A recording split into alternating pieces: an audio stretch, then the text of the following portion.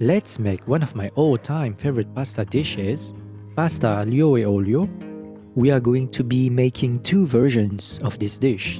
The first one is the more original and classic version, bright and shiny and with its flavorful pasta sauce. And the second one, using less olive oil and less sauce, but still packed full of flavor.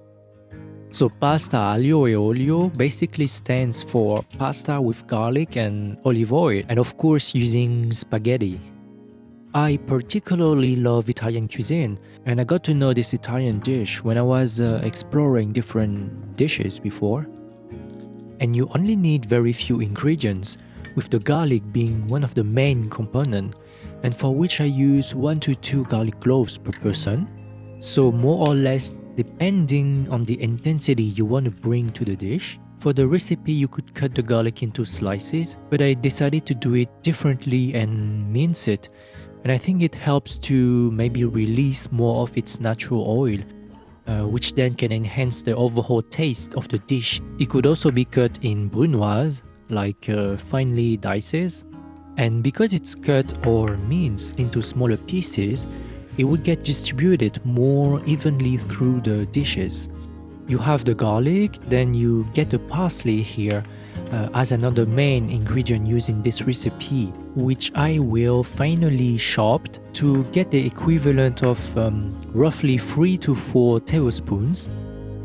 By tossing parsley into the pasta, it adds a fresh and slightly bitter flavor to the dish, which complements the rich and garlicky flavor of that pasta. Then we go with the chili, so red chili slash peperoncino, not the red pepper flakes used sometimes. I replace it with another type of red chili, which works pretty fine for me. Meanwhile, in a large pot, filling with water and bringing it to boil, add a pinch of salt, and that is for cooking the spaghetti. At the same time, add enough olive oil covering a big pan and over low heat. Then incorporate the garlic and allow it to infuse its aromatic flavor in the olive oil.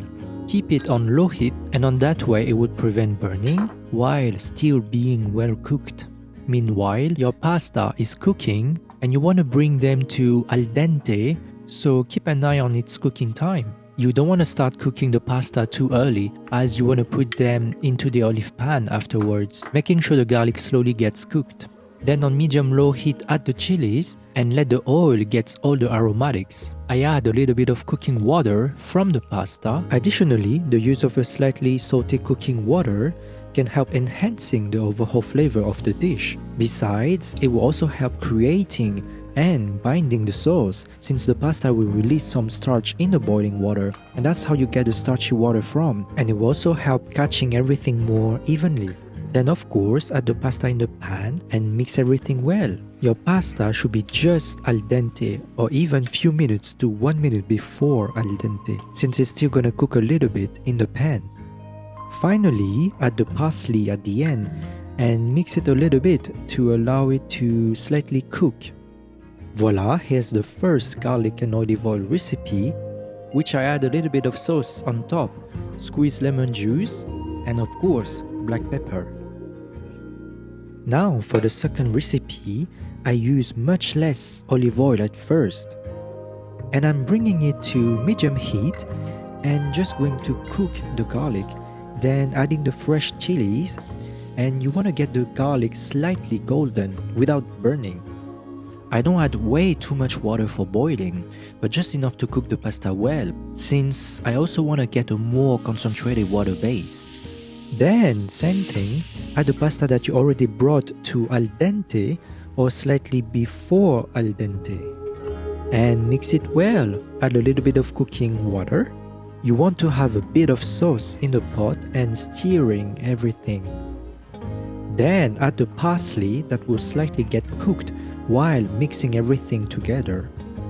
I finish by adding a sip of olive oil to keep hydrating the pasta, and a handful of wrapped Parmesan cheese that will help to bind even more and bring such a great flavor to the dish.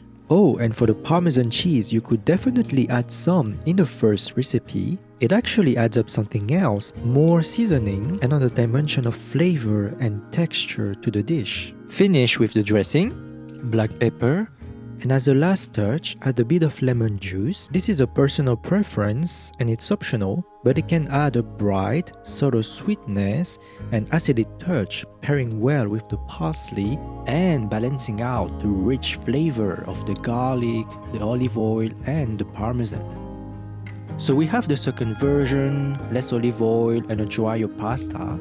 That's it, here we have the two versions of the pasta garlic and olive oil. Super easy to make, simple and delicious, and very affordable.